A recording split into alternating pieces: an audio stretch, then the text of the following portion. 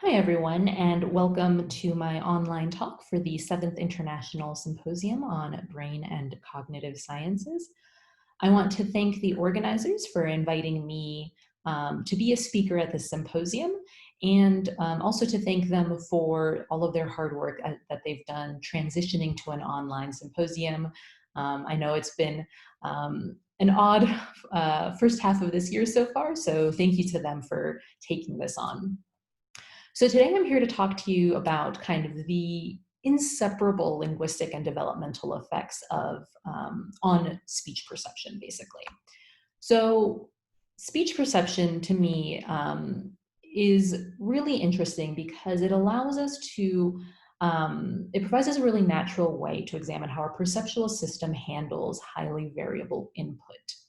And at the same time, because of this highly variable input, it allows us to examine the flexibility and kind of resilience of our perceptual processes. So I guess first I should define what exactly do I mean by speech perception. So by speech perception, I mean understanding the processes and mechanisms through which we hear and understand speech. In linguistics, this is linked to phonetics and phonology a lot. So basically the study of the sounds of language, the physical acoustic waveforms that I'm transmitting into the air right now. But it's also, of course, linked to cognitive psychology, cognitive neuroscience, and of course the fields of perception, attention, memory, learning. All of these are very interlinked when we talk about psycholinguistics and in this case, speech perception. And of course, I want to make clear that this is not the only way that language is studied. So not only are there different levels of language, so people who study syntax and morphology, but also language is studied at the level of reading, writing. There's signed, gestural language, implied, body language. All of these are very important and kind of all tie in together. None of us exist in a bubble separately from everything else. So why speech perception in particular? So as I said before, speech is inherently variable. And this is actually true both inter and intra-speaker. And what I mean by that is that another speaker and I don't pronounce the same word the same way. And that can be due to differences in accents, or just simply because, we speak different languages. But I also don't pronounce the same word the same way. So my speech, is not exactly the same every single time I pronounce the word, for example. And this has led to the problem that a lot of speech perception researchers study, which is the lack of invariance problem, right? The fact that at any one point in time, speech is inherently variable. And so how is it that our perceptual processes and our perceptual systems handle this?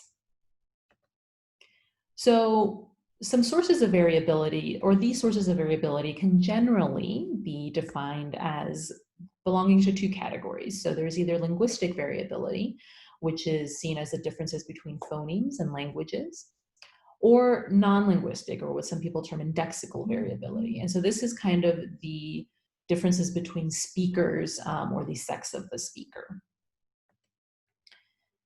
And sometimes it turns out that the variance caused by non-linguistic factors can actually be greater than that caused by linguistic factors. And what I mean by that is that, for example, if you take a general female speaker and a general male speaker, the shape of their vocal tract is very different, and therefore how sound is produced and pushed through that vocal tract is different because simply of the physiology and morphology of the physical apparatus. And what this leads to is kind of in pronouncing the same sound, the actual acoustic difference between the female and the male vocal tract leads to a lot of differences between the two pronunciations. But it turns out we're actually very good at, one, partitioning variability. And what I mean by that is kind of paying attention to the linguistic compared to the non-linguistic variation and adapting to it, right? So actually it turns out that we only need a few minutes of exposure to another accent to process comparably to our native language. So how is it that we do this? So basically, there's a process called normalization.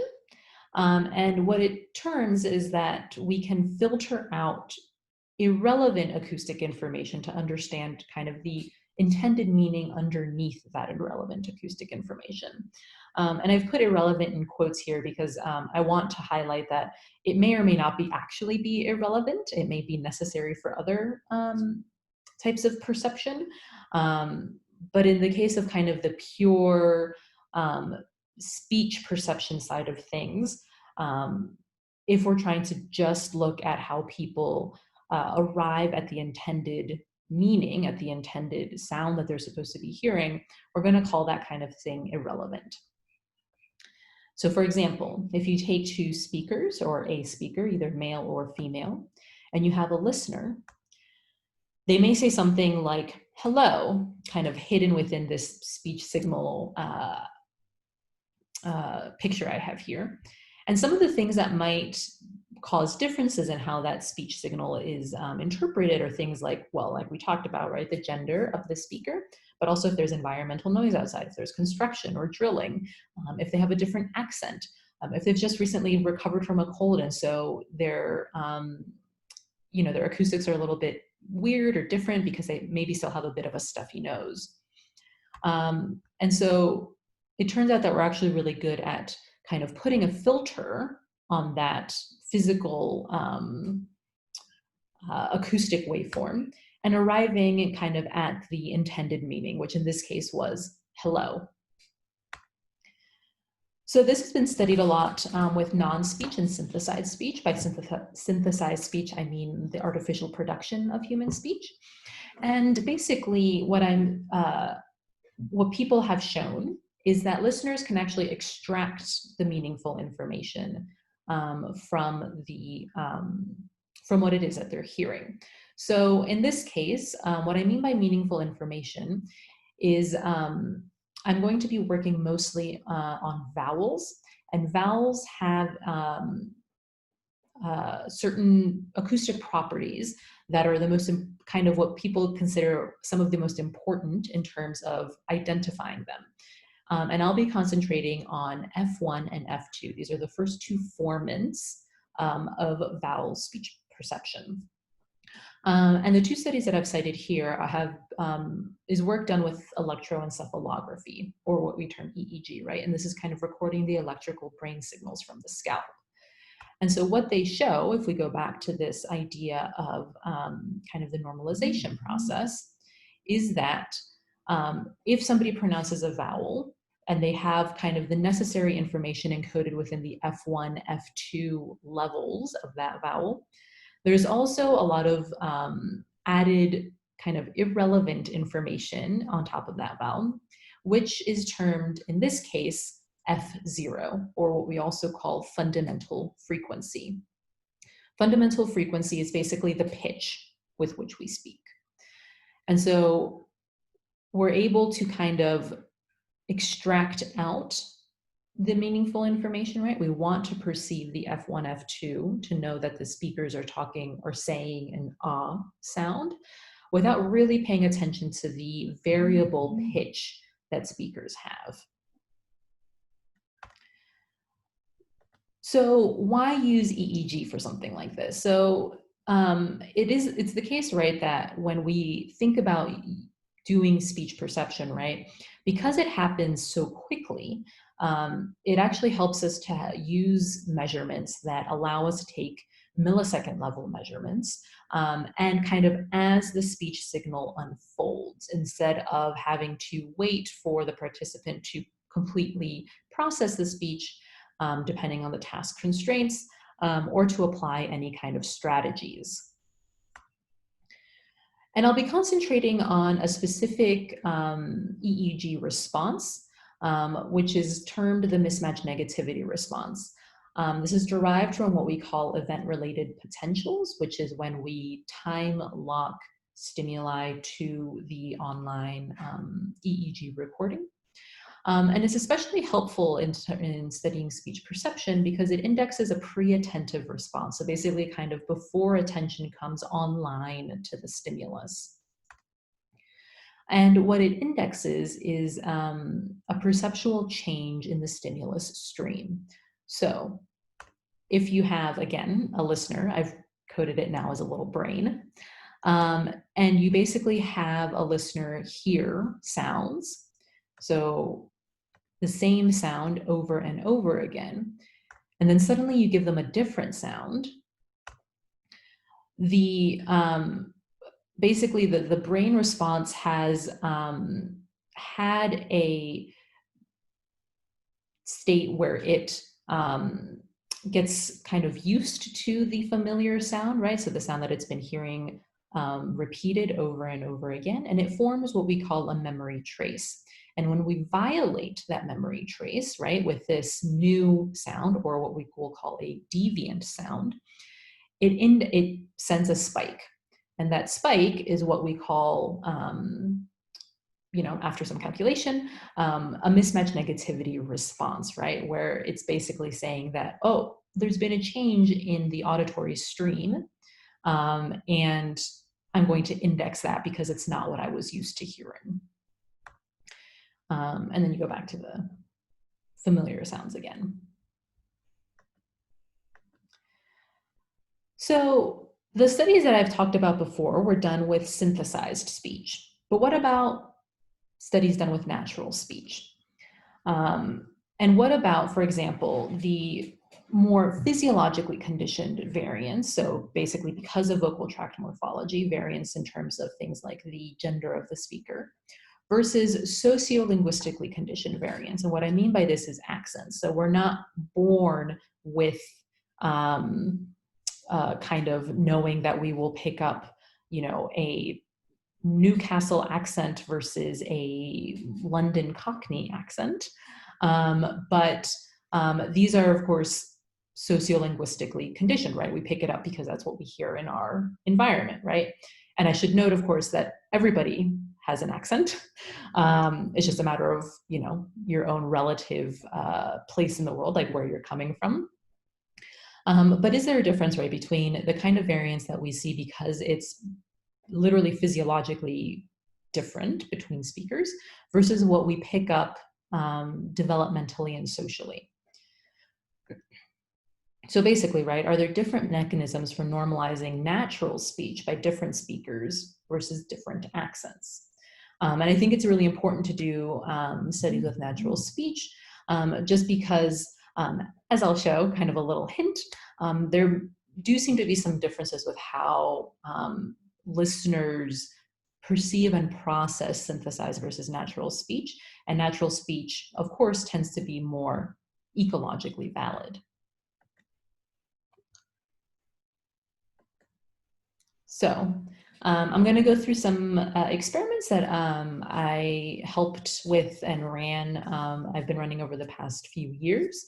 And I'm going to go over some behavioral and neural methods. So first, with adults, I will go over a behavioral task, which was a categorization task, as well as an EEG task. And then I'm going to have two of the same kind of experiments. One, a behavioral experiment with infants, which will be a discrimination task, and again, an EEG task with infants. And finally, I'm going to go over some preliminary data, with adults, that kind of answer some of the questions that have arisen from some of these experiments. And so the kind of main question that we want to ask is, do we use the same mechanisms, right, to detect and adapt to the different sources of variation that we have incoming? So I should start by saying that all of the experiments use the same stimuli, and these are natural speech tokens.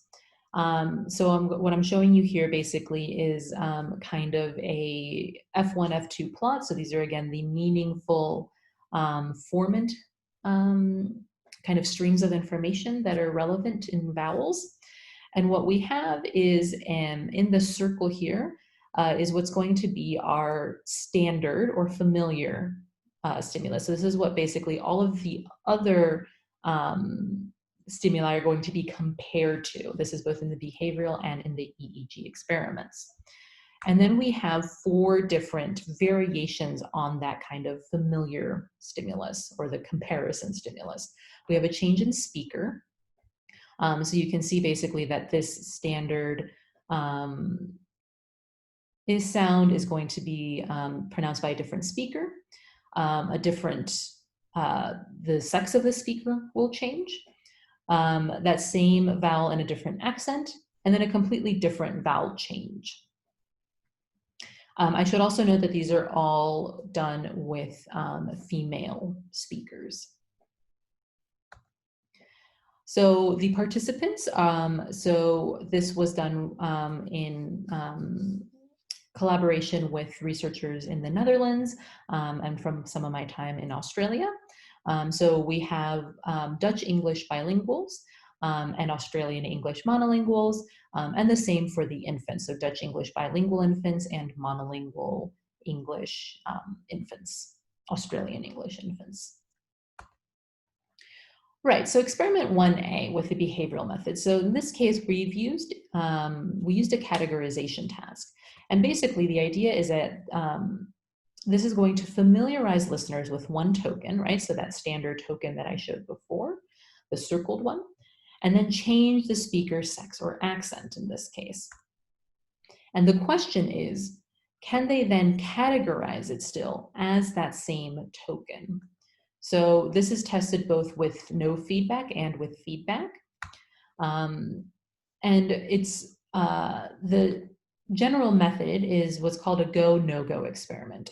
And so basically the idea is that in a go, no-go experiment, you have what are termed go trials and no-go trials. And in the go trials, you have, you've been basically, you're being trained to respond to a certain set of stimuli and then being trained to withhold responses in the no-go trials to another set of stimuli. And so what was done here, right, was that for the go trials, one vowel was given for the go responses, and another vowel was given for the no-go responses. And so basically, if the participant hears this one vowel and hits the go button, they've done a good job. And if they hear the other vowel and withhold a response, so they do not press the button, that is the correct answer. So what we do to test this then is we change those vowels, right? So we change the identity, right? We have a different sound, either changed by a different sex, a different speaker, a different accent, and see if they can still press, if they still categorize it as that same go response, and so hit the button, or in the no-go trials, if they're still able to withhold those responses, because again, they've categorized it correctly. And what we see generally is that with the sex and speaker changes, they had successful categorization.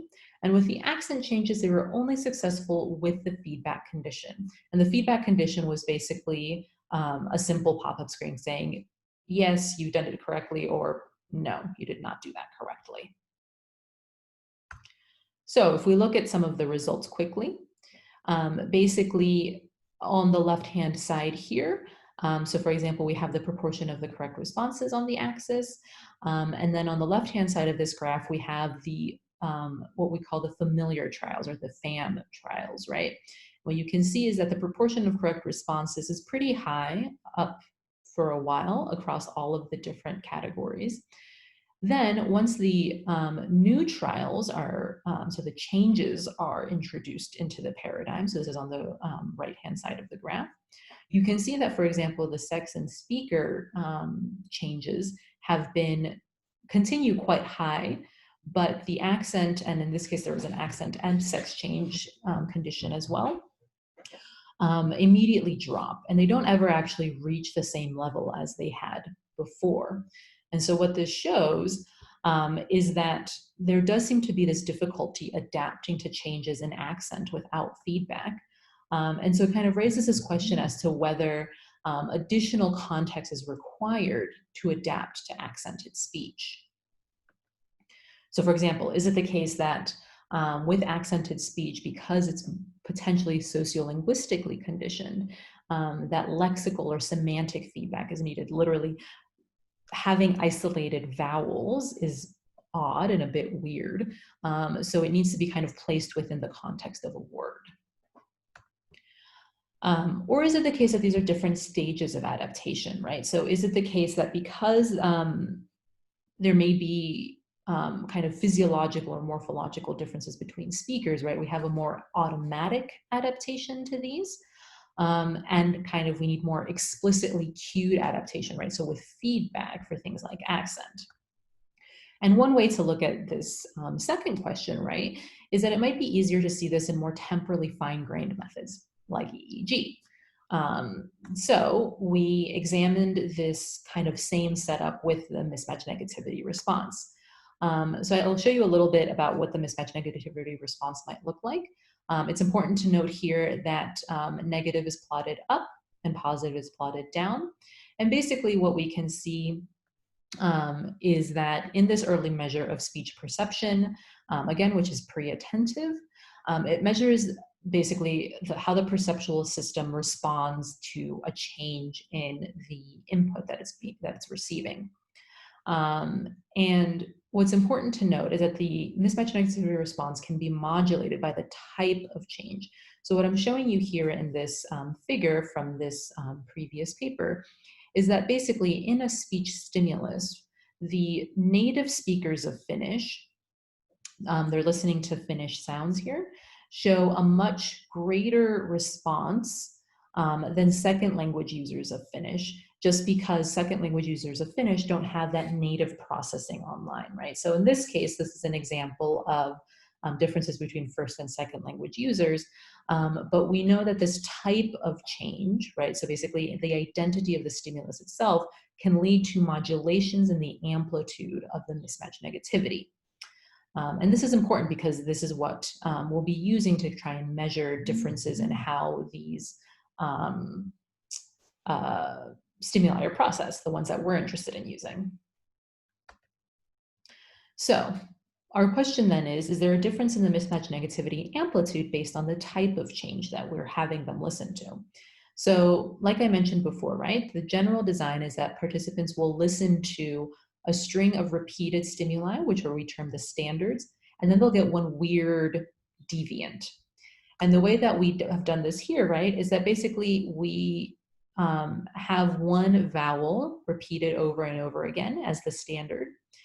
And then this deviant is either going to be one of those four changes that I mentioned in the stimulus, right?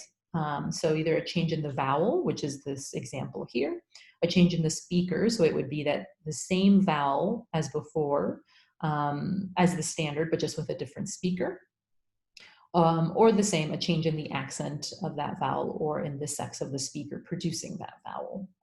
So in this case, again, because all the stimuli are female, all of these will be female except the sex, the change in the sex. So basically it would be female produced vowels and then a male produced vowel. All of the other ones are just female to female with all of the other changes on top. So the hypotheses for these, right, are that if listeners can filter out the irrelevant acoustic information, so in this case, F0, right, the information that we don't really need to understand the identity of the stimulus, then listeners should have the largest mismatch negativity amplitude to the accent and vowel changes, because those have the largest F1, F2 changes from the standard.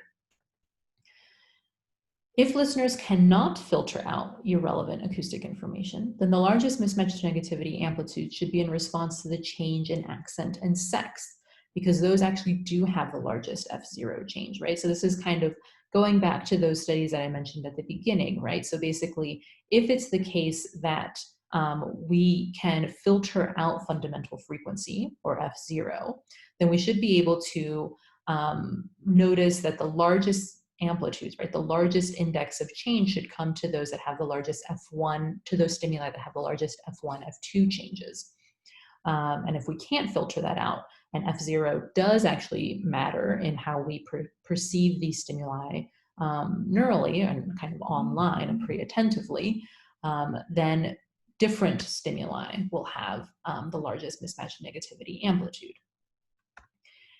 And what we see is that actually the accent and sex change have the largest mismatch negativity amplitude. You'll see that I'm a proponent of plotting positive up and negative down. And so in this case, the peaks are negative, and we see significant differences between the blue and the red, right? So the accent, the change in accent and the change in sex, compared to the change in speaker and the change in vowel. So this means basically that adults show the most sensitivity or the largest mismatch negativity response to sex and accent changes. So this is, again, this shows the most acoustic change from the familiar in F0 in fundamental frequency. So it seems to be the case that with natural tokens, listeners do not seem to be able to abstract away or filter out F0 as they do with synthesized speech, at least at this level of processing. And so what we can see here, right, is that, right, the accent and these exchanges are the ones that are kind of the most acoustically distant from the standard. So, it kind of covers up the title a little bit. So basically, to summarize very quickly, right, before moving on to the infant data, what we're interested in is kind of what factors shape perception, right? So in the behavioral adult experiment, right, it shows that adults are bad at accent adaptation without feedback, but in turn, neurally, we kind of show that they're actually most sensitive to certain changes that have within them fundamental frequency changes. So kind of where might this potential disconnect come from, right? Where they don't seem to be very sensitive to changes in accent without feedback behaviorally, but neurally they do show these changes or the sensitivity to these changes. Well, we're not really sure, but it could be that basically, I mean, the simplest explanation, right, Occam's razor, is that it's a simple acoustic sensitivity neurally, right? So they have the most acoustic change, which leads to a larger mismatch negativity. So from here, we were interested in kind of how does this arise, right? How is it that we have these differences basically neurally and behaviorally? How is it that kind of during the language acquisition process, we prioritize different cues, even when we're kind of listening and maybe have less exposure to variation generally, just because, you know, we're babies and the environment, we haven't been exposed to as much in the environment yet. So the second set of experiments are done with infants. And the kind of general question is that asks if language experience and exposure help accent adaptation kind of come online. And in both of these experiments that I'll be going over, we test babies at 12 months. And this is because at 12 months, infants show they've already started showing lexical development. So there's been a lot of research showing that even by 6 months, infants already know a lot of the most frequent words that are spoken around them. They've started already attuning to their first language, which means that they're getting very sensitive to the sounds of their first language and not as much to all sounds of other languages.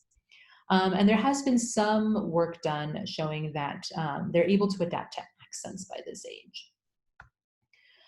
We did a simple discrimination task where we basically familiarized infants with one token and then changed the speaker vowel or accent and asked basically, do they show more sensitivity? And in this case, longer looking times to certain changes. So we can't ask infants to respond in the same way as adults. So we use discrimination tasks, which are fairly common with infants. The results are pretty straightforward. Overall, infants notice the change basically. So they have longer looking times to trials that have a sound change. But importantly, there's no difference in the looking time between those different changes. So basically, from the familiarized vowel that they hear, they show longer looking times to the vowel change, the speaker change, and the accent change, but crucially, no differences between any of those three changes. So generally, we know that now infants can notice the differences. So they have the ability to kind of harness that information that they're getting during speech adaptation. But we didn't see any changes between those changes. And so like adults then, are there differences in how they process these changes at a more fine-grained level? So we did an EEG experiment where we had 12-month-olds basically participate in the same kind of experiment as adults. So they listened to vowels that were familiarized, and then we every pseudo-randomly dropped in deviant vowels. Again, the change in vowel, speaker, accent, or sex. Exactly the same as what the adults did. And actually what we find is different from the adults. So what we actually find for the infants is that they show a more negative response to the speaker change compared to the accent, sex, and vowel. You can see also that, of course, infant data is a lot messier than adult data.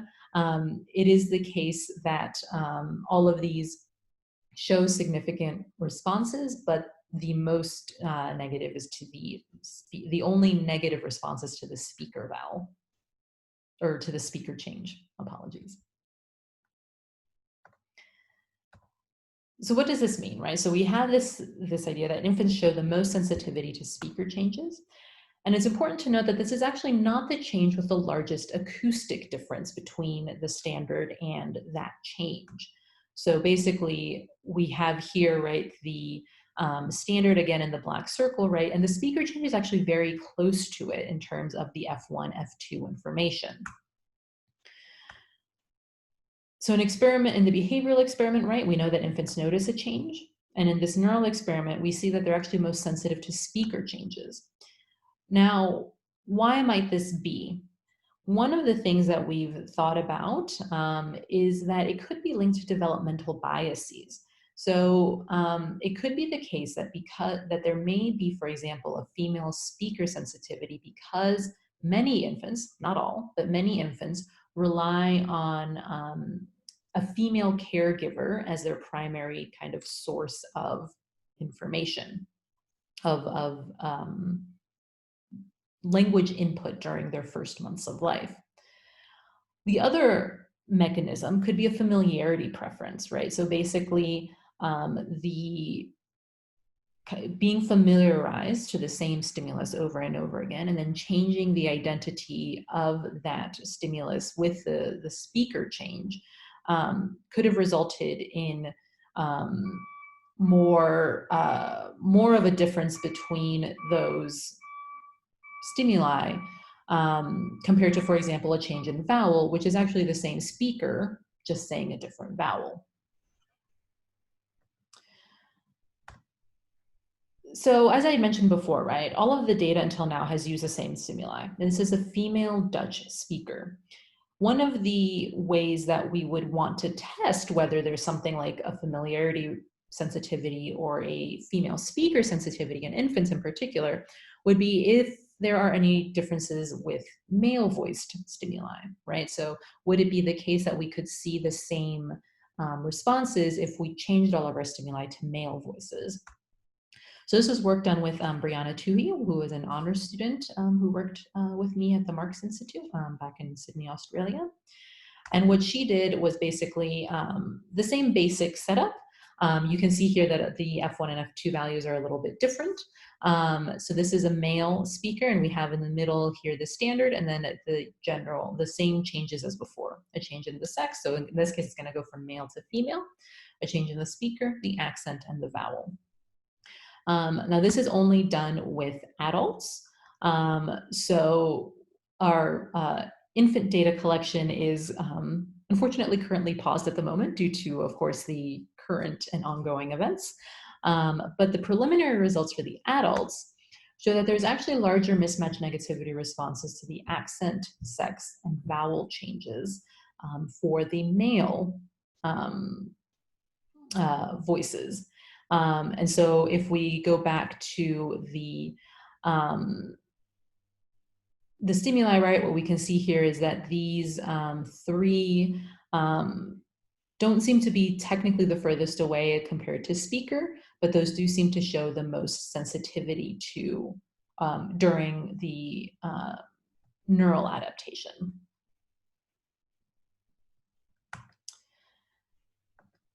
So to kind of sum up everything quickly, right? So when we're looking at the female stimuli, right, we see that they are sensitive to the changes in speaker and the changes in gender. Whereas with at the neural level, we see that there's a sensitivity to accent and sex. At the behavioral level in infants, we see that they're sensitive to all changes, right? Showing that they can harness all of this information for kind of the ongoing linguistic development that they're undergoing. And for neural changes, that they're sensitive to speaker changes. For male stimuli, I'll come right out and say it. So for adults, behaviorally, we're not really sure. And for infants neurally, we're not really sure. For adults neurally, what we've seen is that they seem to show a sensitivity to accent, sex, and vowel changes. And although we haven't done the neural responses in infants yet, results from previous work, not done in our lab, but in other labs, suggest that there's actually behaviorally no difference between male and female sensitivity. But again, these have been done a lot with synthesized stimuli, and we've already seen some changes between the natural and synthesized stimuli. So this has yet to be determined. Some preliminary results from our lab from a while ago now, so probably something to revisit, show that there aren't really changes between the male and female stimuli, but again, those results should be revisited. So kind of what does it all mean, putting it all together? So I'm going to go over 4 different kind of topics. So first, the natural versus synthesized stimuli, adult versus infants, behavioral versus neural, and then linguistic versus non-linguistic. So in terms of natural versus synthesized stimuli, the reason that we've chosen to use natural stimuli is because we believe them to be more ecologically valid, although of course this also means that they're harder to control. So we don't have as fine-grained control over all of the small differences that might lead to different responses. But it is important to note, right, that the type of natural stimuli matter, right? So in this case, it's also important to say that isolated vowels are actually probably less ecologically valid than something like words that are produced naturally compared to synthesized, just because it's the case that a lot of the time in our general world, we don't encounter isolated vowels. We encounter vowels within words. Again, I still am a proponent of using natural stimuli, again, just because I think they're more ecologically valid, and even though they might be messier, they can give us what I think are really interesting insights into how it is that our perceptual systems handle kind of the natural variance that we have in speech. For adult versus infant, basically what I'm trying to get at here is the developmental time frame, right, and how that matters, especially because we know, excuse me, that experience and exposure, right, influence later language learning, right? So the exposure that we get during infancy is very important to our adult language processing. It may be the case that there are possible developmental biases that we kind of grow out of as we age. Or that, we just need to be sensitive as infants to different cues, because generally we're still kind of figuring out what's important and what it is that we need to pay attention to and what doesn't matter as much. For behavioral versus neural, it's the case that, different methods can sometimes reflect different kind of levels of processing. But I would argue that also making the connection between them is also important, right? So why is it that infants, for example, might show a pre-ascensive sensitivity to speaker changes, but then kind of more at the conscious level, if you want to call it that, they notice all changes equally, right? So these are kind of questions to think about theoretically. Is it the case that all of these things kind of fit into the language acquisition processes that happen? And as, like I mentioned before, right, as we're aging and kind of figuring out what it is it's important to pay attention to, these change, right? And so those also are then reflected in kind of the behavioral versus neural levels. And finally, linguistic versus non-linguistic, right? So this is kind of filtering out irrelevant information that's necessary in terms of normalization. But I think it's important to note that how we categorize that information is also important, right? So what counts as non-linguistic, right? So here, for example, it could be the case that the accent change could potentially be taken as a vowel change, just because it's the way it's produced, right? If it's an isolated vowel, how is it that we would know to apply kind of our accent processing strategies to it, right? Because it's not within the context of a word or any kind of semantics. So I think it's important to keep that in mind as well. So in general, when I'm interested in, right, is this idea of like what factors change perception and shape perception, right? So of course, experience with language learning, right? So these differences between adults and infants, right? Along with the potential possibility of there being developmental biases, right? In terms of prioritizing certain cues and certain characteristics of the acoustic information over others. And that will change as we age into our language learning. And I'm also particularly interested in more recently the shape of the perceptual framework.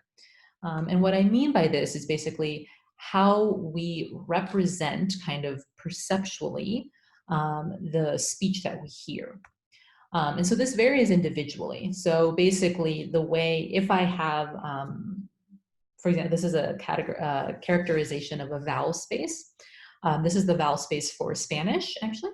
And so if I have this vowel space, right, how is it that I perceptually represent the vowels that I hear and then the vowels that I produce, right? So it can be the case, right, the reason that I've marked these out with these orange lines here is it may be the case that some categories of these vowels for me are much kind of larger or more kind of diffuse than other people's representations of these categories. And that just has to do with kind of the exposure and experience we have.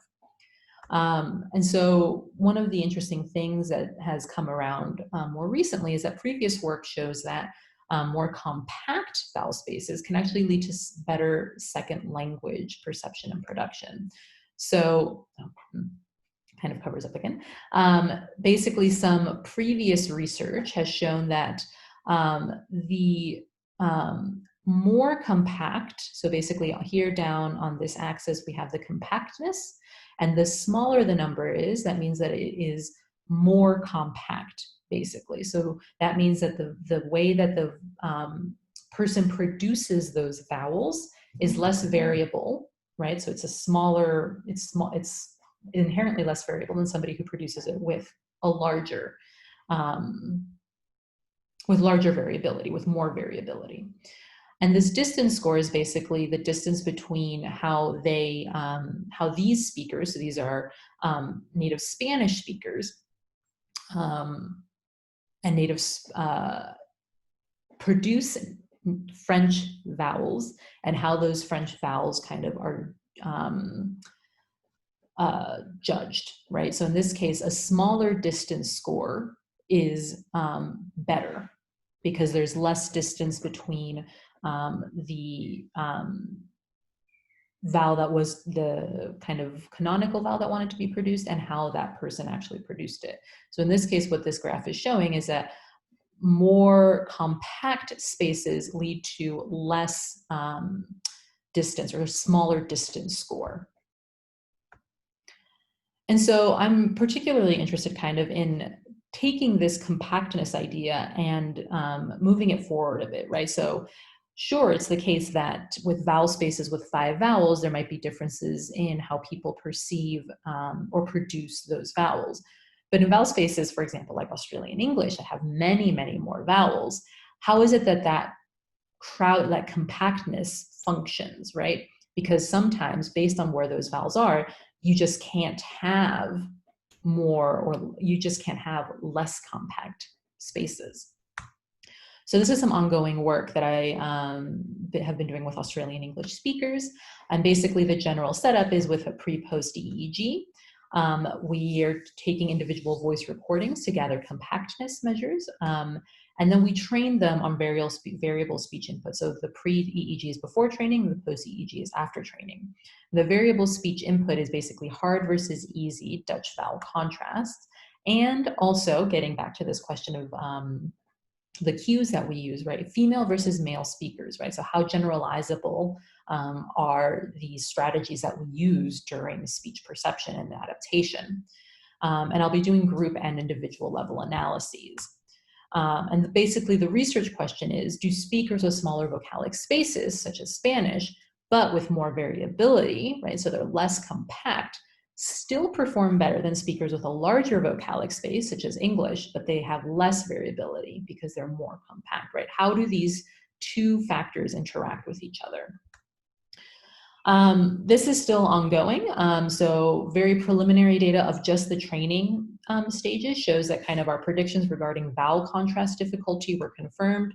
So basically the vowels that we expected to be difficult to discriminate were actually difficult to discriminate, which is good. That confirms our predictions. And the EEG data is TBA at the moment. And hopefully it does not happen like this little cartoon shows. And I'll be able to kind of tease apart the interaction between kind of this crowdedness and compactness idea. And with that, I want to say thank you to everybody who's been watching. Thank you to the funding sources that have helped throughout the past years in terms of funding this research.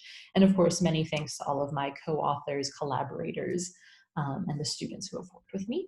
And I will be very happy to take questions on Twitter. Thanks so much.